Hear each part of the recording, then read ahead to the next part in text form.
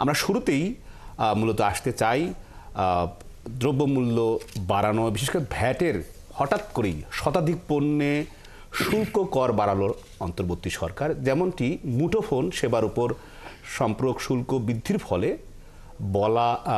কথা বলা বা ইন্টারনেট ব্যবহারের খরচ বাড়বে কয়েক গুণ, এবং মুঠোফোনে 100 টাকা রিচার্জ করলে কর বাবদ এই অন্তর্বর্তী সরকার বা রাষ্ট্র তারাই নিজেরা কেটে নেবে 56 টাকা 30 পয়সা, যেটি আগে ছিল 54 টাকা 60 পয়সা। এরকমভাবে নানা পণ্যের উপর যে ধরনের কর আরোপ করা হলো নতুন করে, সেটিতে আসলে জনগণের মধ্যে কতটুকু স্বস্তি ফিরবে, এবং জনগণ যেহেতু অনেক প্রত্যাশা নিয়ে অন্তর্বর্তী সরকারকে সমর্থন দিয়েছে, সেই সমর্থনের জায়গায় সরকারের পক্ষ থেকে কেন এই ধরনের পদক্ষেপ নেওয়া হলো হঠাৎ করেই, সেই বিষয়ে আমরা আলোচনায় প্রথমে যুক্ত হতে চাই। অন্তর্বর্তী সরকারের প্রধান উপদেষ্টার deputy press secretary Abul Kalam Azad, আপনার কাছে আসতে চাই যে এত বড় সমর্থন, দীর্ঘ 15 বছরের বঞ্চনা, মানুষের এই ধরনের সিদ্ধান্ত নানা সময় বিগত সময় 15 বছরে আওয়ামী লীগ চাপিয়ে দিয়েছিল, অন্তর্বর্তী সরকারকে মানুষকে তো স্বস্তি দিবে এই সিদ্ধান্তের মধ্যে ভ্যাট বাড়ানোর মধ্য দিয়ে অন্তর্বর্তী সরকার জনগণের মধ্যে কিন্তু তারা আস্থা, বিশ্বাস বা যে ধরনের স্বস্তির কথা জনগণের প্রত্যাশা করেছিল, সেটিতে কতটুকু ভাটা পড়বে এবং কেন এই সিদ্ধান্ত নিলেন? ধন্যবাদ আপনাকে। প্রথম কথা হচ্ছে, এটা স্বীকার করতে কোনো অসুবিধা নেই যে কর বাড়লে জনগণের তো কষ্ট হবেই, কিন্তু এটা নেহায়েতে বাধ্য হয়ে অন্তর্বর্তী সরকারকে এই সিদ্ধান্ত নিতে হয়েছে। আপনি জানেন যে অর্থনীতিতে আমরা নেহায়েতে বাধ্য হওয়ার কারণ কি, সেটাই আমি বলছি।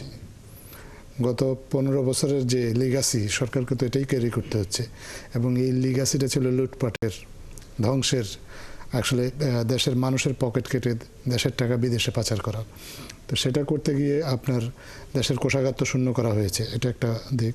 আর একটা দিক হচ্ছে যে বিশাল একটা ঘাটতি বাজেট দিয়েছে, যেখানে রাজস্ব আয়ের তেমন কোনো বড় কোনো ব্যবস্থা নেই, শুধুমাত্র বিদেশি ঋণ নির্ভর একটা বাজেট দেওয়া হয়েছিল।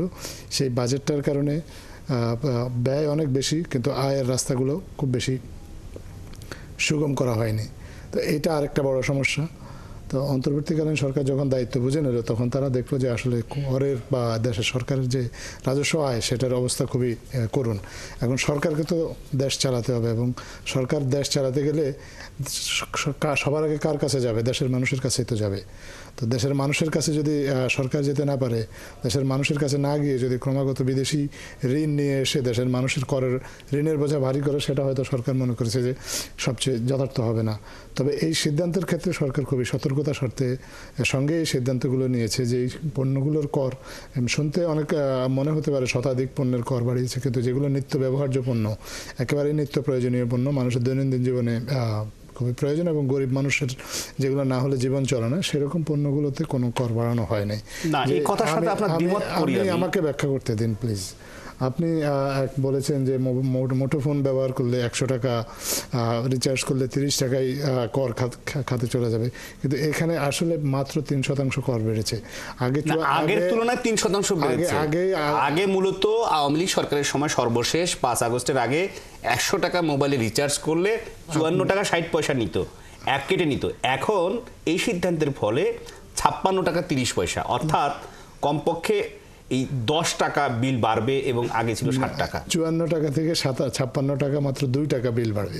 আপনি আপনার হিসাবটাই যদি ধরতে রাখি, তো দেশের মানুষ আমি মনে করি যে এইটুকু সামর্থ্য আছে দেশের মানুষের, এইটুকু বাড়তি কর দিয়ে এমন কোনো জায়গা তো নেই, শুধুমাত্র মোবাইল দিয়ে তো উদাহরণ দিলে হবে না। আমি আরো আসছি, আপনি আরো যেসব পণ্যের কথা বলেছেন, এর মধ্যে খুব বেশি পণ্য যে একেবারে নিত্য প্রয়োজনীয় পণ্য তা নয়।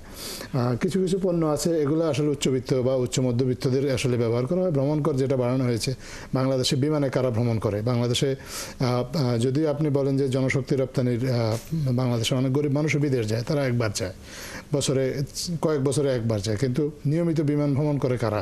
বাংলাদেশে উচ্চবিত্ত মধ্যবিত্ত, তাদের ক্ষেত্রেও খুব বেশি কর বাড়ানো হয়। ভ্রমণ কর 200 টাকা বাড়ানো হয়েছে উদ্বোধনের ক্ষেত্রে, সার্কের ক্ষেত্রে, সার্কভুক্ত দেশগুলোর ক্ষেত্রে 500 টাকা বাড়ানো হয়েছে মাত্র ভ্রমণ কর। এটা একজন যারা বাংলাদেশে নিয়মিত বিমানে যাতায়াত করে, তাদের জন্য এমন কোনো আহামরি কোনো চাপ নিয়ে আসবে না।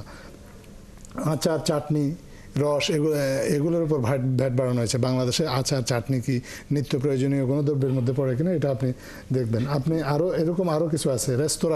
রেস্তোরাঁর কথা আপনি বলা হয়েছে, রেস্তোরাঁর ভ্যাট বাড়ানো হয়েছে। ড্রাইভিং লাইসেন্সেরও ব্যাট বাড়িয়েছে। ড্রাইভিং লাইসেন্সের উপর ভ্যাট বাড়িয়েছে, কারণ আপনার ড্রাইভিং লাইসেন্সের জন্য ড্রাইভিং লাইসেন্স দিতে গেলে সরকারের কিছু ব্যয়ও আছে।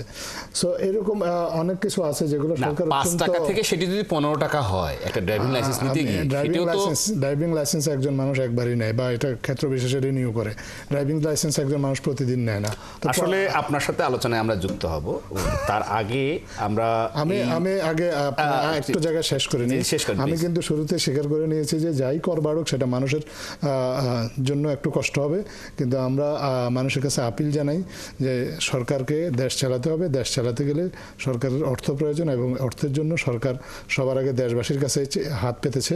আপনারা এই কর দিয়ে সরকারকে সহযোগিতা করুন। অবশ্যই বাংলাদেশ ভালো থাকবে। বাংলাদেশ ভালো থাকলে দেশের মানুষও ভালো থাকবে।